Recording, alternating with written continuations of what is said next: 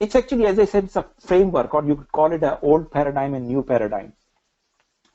And if you understand my analogy that we are all entrepreneurs, then you would understand this framework much better. If we are entrepreneur in the business of selling and marketing our talent, that makes our living, right? Very important. We have 4 areas to manage the talent business. Our inner game, which is our mindset, our outer game, which is our brand, what you offer, your product and services, and how you offer your marketing, right? These are the 4 important dimensions of your talent management business as an entrepreneur. Where we are, so let's look at the old paradigm. Now, old paradigm, you may be different. You're already maybe moving into the new paradigm, but believe me, 95% of the finance and accounting professional is still living in old paradigm. And that's a problem, but that's also an opportunity. Because if you move from old paradigm to new paradigm, you are the top 5%, not 95%. You have less competition. Let me show you what is in there. So inner game, mindset. What is on our mind all the time? Fear of job security. That's really a serious issue because it's impacting the quality of the output. There are very talented people, but they cannot really focus on things which they should because of this fear of job security. Our outer game, our branding is financial expert. We love to be called financial expert, and that is what we really show as our brand to the world. Finance expert, accounting expert. What we offer, I have chartered account. I'm a chartered accountant. I have MBA. When did you do it? 20 years ago. What is your experience? 20 years. But nobody cares about that. They care about your current skill and really talent. How do we do our marketing? Our CV and resume. That's what 90% people do. Just send their CV, print it and send it, and nothing is happening. So that's the old paradigm to run your talent business if you really take it as an entrepreneurial challenge. What new paradigm requires or demands? So CV is not working anymore. What is working? And that's probably maybe for another time to discuss in detail. You can read some of my blogs why you're not getting any response to your resumes. But the thing is that recruiters and employers don't have time to go through hundreds and thousands of resumes or CVs. They basically, it's easier for them to look on the online, mainly LinkedIn, and find out if a recruiter has a good position. Recruiter only need 50 people, 50 prospects to find the right person. So rather than posting a job and trying to handle 500 to 1,000 resumes, CVs, they say, let me find myself 50 people on the LinkedIn, and from the 50 people, I can narrow it down to 5 people I need to interview and 1 person to be hired. Now, the question is, are you visible on LinkedIn? Can people find you? I'm running this, I'm leading this mastermind coaching group, and I'm also running this coaching program. So I have gone through more than 100 people in the last 1 year, gone through their where they stand in terms of their visibility, and it's very shocking. Many people, many talented, by the way, very smart people even don't know what to do. So you need to be found. People need to find you, only then you get the opportunity. So that's about the marketing. What you offer, your product, services. As I said, companies care less about your about your educational credentials or experience. What they care, your skills, talents, and achievement. What you could do. Okay, you are a CPA, chartered accountant, CMA, and blah blah blah. But what could you do? Could you help me grow my business or make me more profitable or bring more cash?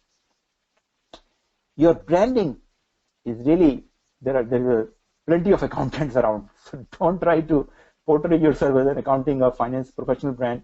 Companies need business-oriented finance experts, strategic knowledge, strategic CFO, strategic controller.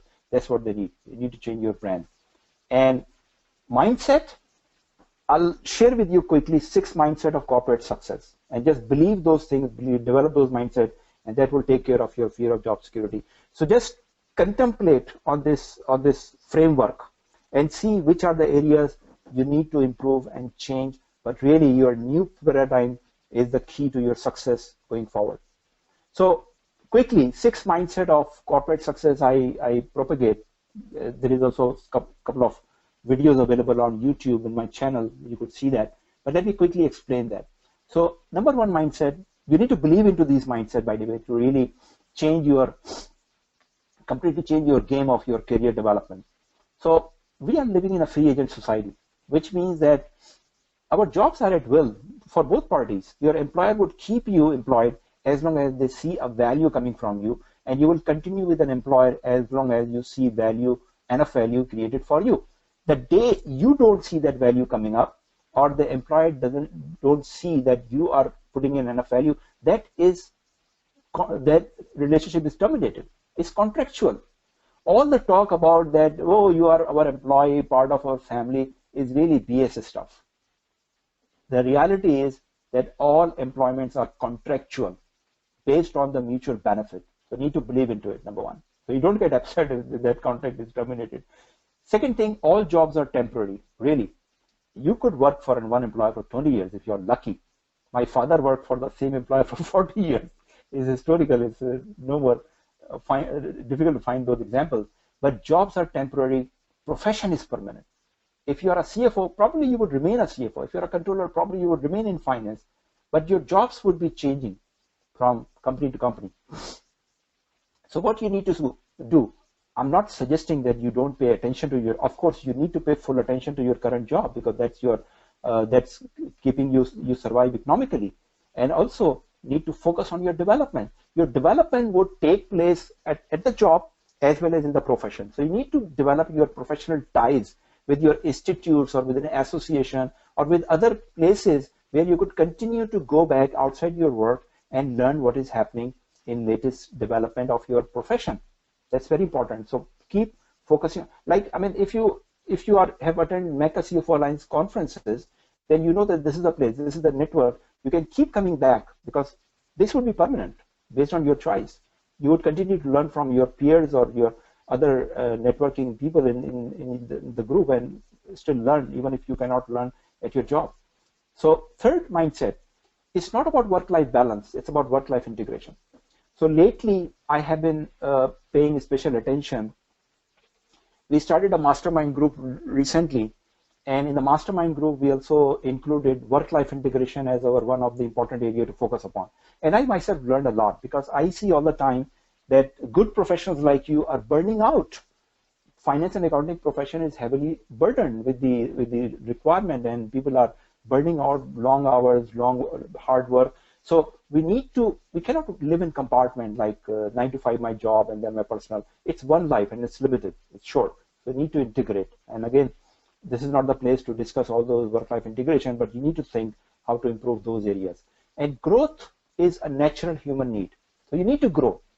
If you're stuck in your job, it has started to impact you mentally and productively, because you feel that you're not growing, and it has started to impact the quality of the performance. If you're not growing in your job, then that's the best way. If you grow in your job, that gives you a lot of psychological support that you are growing. But if you're not growing in your job, you need to learn something outside work to develop your professional career, and that would give you a feeling that you are still growing, not maybe in your job, but at least professionally and career-wise. Now, what matters is your achievement, not roles and responsibilities. Many people make a mistake emphasizing what are my functions, what are my responsibilities. Nobody cares about your responsibilities. They care about your achievements. What have you done? What you could do, especially during interviews and job search. And finally, you are responsible. Wherever you are today, you are the only person you could hold responsible for that. Accept that. Because if you have a tendency to blame others, blame world, my boss is not good, my company is not good, economy is bad, my industry is struggling, you are a victim. You become a victim. It's a victim feeling. When you have the victim feeling, you lose control, because you say it's not my fault, so what could I do? I can't do anything. You wait for other people to help you. But you take responsibility, even if it is not your fault. You encourage yourself to do something about the problems in hand.